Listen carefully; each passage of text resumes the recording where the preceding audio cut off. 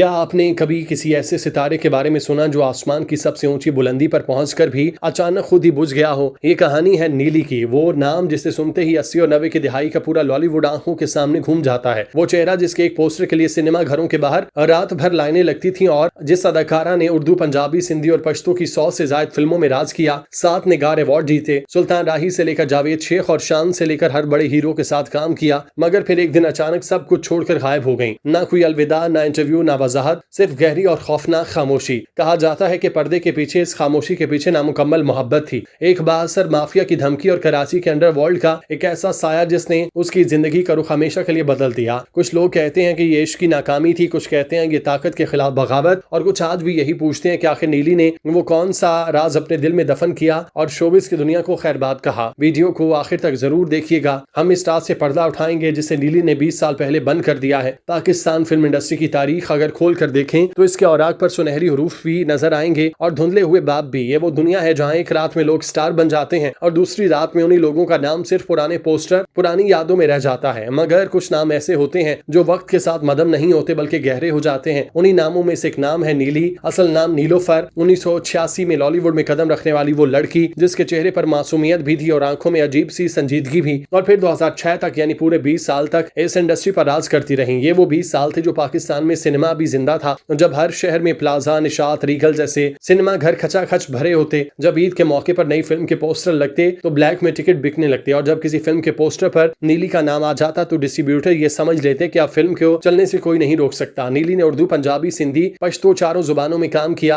आखिरी जंग में उनका एक्शन, मुश्किल में उनका दर्द, चीफ साहब में उनका वकार, जीवा में उनकी मासूमियत, शेर अली में उनका जज्बा, इंटरनेशनल गोरीले में उनका ग्लैमर और सखी बादशाह में उनका रिवायती हुस्न। ये सब फिल्में आज भी यूट्यूब पर लाखों व्यूज लेती हैं। कहा जाता है कि नीली ने अपनी फिल्मी सेंचुरी मुकम्मल की। सेंचुरी में 29 उर्दू फिल्में शामिल थीं, 34 पंजाबी फिल्में, 36 डबल वर्जन फिल्में थीं जिनमें एक ही वक्त में 2 जुबानों के लिए शूट करती थीं। एक पश्तो डब वर्जन था और एक सिंधी फिल्म थी। इसके अलावा उन्होंने अपने करियर में 7 निगार अवार्ड अपने नाम किए। वो अपने दौर की सबसे मुआवजा लेने वाली और सबसे ज्यादा मसरूफ हीरोइन थी। प्रोड्यूसर महीनों पहले उनकी डेट्स बुक करते, लेकिन अगर आप सिर्फ नंबरों और अवार्ड से नीली को नापेंगे तो आप उनके साथ ज्यादती करेंगे, क्योंकि नीली उस दौर की दूसरी हीरोइंस में से बिल्कुल मुख्तलिफ थी। उस वक्त की इंडस्ट्री में जहां बहुत सी अदाकाराएं ग्लैमर और चमक दमक के पीछे भागती, नीली अपनी प्रोफेशनलिज्म के लिए मशहूर थी। फिल्मी हलकों में यह बात मशहूर थी कि नीली ने आज तक कोई मुआहिदा नहीं तोड़ा। एक बार जब प्रोड्यूसर से बात पक्की हो गई, फिर चाहे सामने से दुगना पैसा भी आ जाए, नीली इनकार कर देती थी। वो वक्त की पाबंद थी, स्क्रिप्ट मांग कर पढ़ती, वो सेट पर सबसे पहले आती, सबसे आखिर में जाती। इसी वजह से बड़े प्रोड्यूसर और डायरेक्टर उन्हें सेफ ब्रीड समझते। उन्होंने अपने करियर में लॉलीवुड के तकरीबन हर बड़े हीरो के साथ काम किया। सुल्तान राही के साथ उनकी जोड़ी एक्शन फिल्मों की जान थी। जब सुल्तान राही विलन को मारते और पीछे नीली गाना करती तो सिनेमा घर तालियों से गूंज उठते। नदीम के साथ उनकी रोमानवी फिल्में फिल्मी ऑडियंस की पसंदीदा थी। जावेद शेख के साथ उनकी जोड़ी ने तो बॉक्स ऑफिस के रिकॉर्ड तोड़े। जीवा और चीफ साहब जैसी फिल्मों में लोग उन्हें घंटों पर्दे पर देखने के लिए आते। इसके अलावा गुलाम मोहिउद्दीन, इस्माइल शाह और नई नस्ल आई तो शान के साथ उन्होंने काम किया। पर्दे पर नीली का मतलब था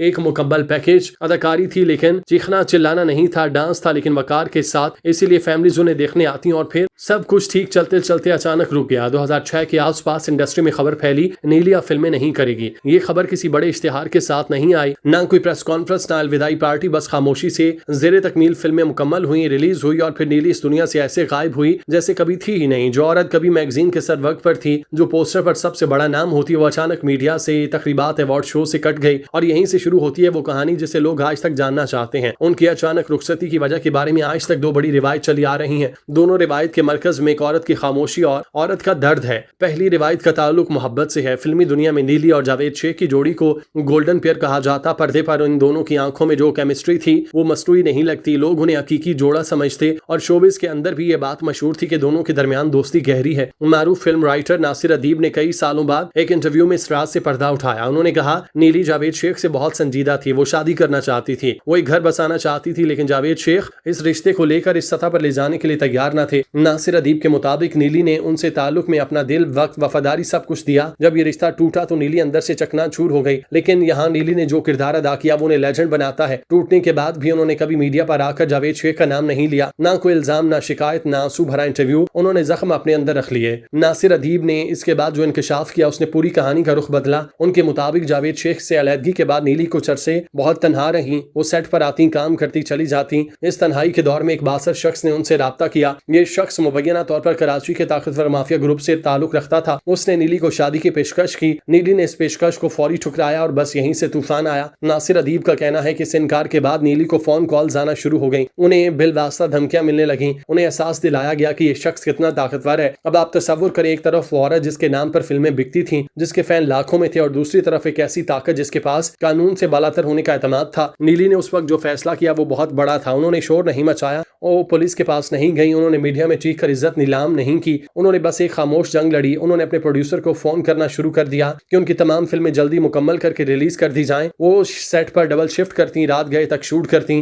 जब आखिरी फिल्म मुकम्मल हुई तो उन्होंने सिर्फ इतना कहा, अब मैं काम नहीं करूंगी। दूसरा रुख और भी गहरा और तारीख है। उसका ताल्लुक कराची के कारोबारी शख्स सरफराज मर्चेंट से है। 2000 के बाद अचानक मीडिया में खबरें आना शुरू हुई कि नीली और सरफराज मर्चेंट के दरमियान ताल्लुकात हैं। कुछ लोगों ने इसे दोस्ती का नाम दिया, कुछ ने अफेयर कहा, और कुछ रिपोर्ट्स में यहाँ तक दावा किया गया कि 2002 में दोनों ने खुफिया तौर पर शादी कर ली। शुरू में ये सिर्फ गपशप थी, लेकिन फिर 2015 में एक बड़ी रिपोर्ट शाया हुई। इस रिपोर्ट में कहा गया कि सरफराज मर्चेंट और नीली के दरमियान कोई संगीन तनाज़ा हो गया है। बात इतनी बड़ी कि इसमें उस वक्त के कराची के बदनाम जमाना अंडरवर्ल्ड डॉन शुएब खान को मुदाखलत करना पड़ी। रिपोर्ट के मुताबिक शुएब खान की मुदाखलत के बाद सरफराज मर्चेंट के लिए पाकिस्तान में रहना मुश्किल हो गया और उन्हें मुल्क छोड़कर पहले दुबई फिर बरतानिया जाना पड़ा। दूसरी रिपोर्ट में यह भी लिखा गया कि नीली ने मुबैना तौर पर सरफराज पर धोखे का इल्जाम लगाया। इसी वजह से शुएब ने मामला अपने हाथ में लिया था। और यहाँ आकर शुएब का नाम पूरी कहानी को एक फिल्म से निकालकर हकीकी क्राइम की दुनिया में ले जाता है। शुएब खान कराची की तारीफ का खौफनाक किरदार। पुलिस के रिकॉर्ड के मुताबिक वो कत्ल, भत्ताखोरी, अगवा और गैर कानूनी असलहे समेत 17 से ज्यादा मुकदमात में मतलूब थे। 2005 में वो कराची सेंट्रल जेल में इंतकाल कर गए। सरकारी बयान के मुताबिक उसे दिल का दौरा पड़ा, लेकिन इसके अहले खाना ने हमेशा ये कहा कि उसे जेल में जहर दिया गया। दूसरी तरफ सरफराज मर्चेंट भी कोई आम ताजिर नहीं थे। सालों बाद उनका नाम मनी लॉन्ड्रिंग के केसेस में आया, जमीनों के बड़े बड़े स्कैंडल में आया। 2018 में वो Karachi water and sewerage board की 25 एकड़ जमीन की मुबैना गैर कानूनी अलॉटमेंट के केस में एहतसाब अदालत के कटहरे में खड़े थे। यानी नीली की कहानी अब सिर्फ लॉलीवुड की कहानी नहीं रही, ये कराची की सियासत, पैसे, ताकत, अंडरवर्ल्ड की कहानी बन गई। एक तरफ कैमरे की रोशनी, फैंस की तालियां, अवार्ड की चमक, और दूसरी तरफ वो दुनिया जहां रात को फोन आते, जहां नाम लेने से लोग डरते थे, जहां एक गलत फैसला जिंदगी बदल देता। और दोनों दुनियाओं के बीच खड़ी थी नीली। यहाँ ये वाजे करना जरूरी है कि आज तक इस बात का कोई ठोस सबूत मंजर-ए-आम पर नहीं आया कि नीली ने वाकई किसी माफिया डॉन से शादी की थी। जितना मुस्तनद बयानिया दस्तयाब है वो यही है कि उन्हें पेशकश हुई, उन्होंने इनकार किया, इसके बाद उन्हें मुश्किलात का सामना करना पड़ा और उन्होंने खामोशी से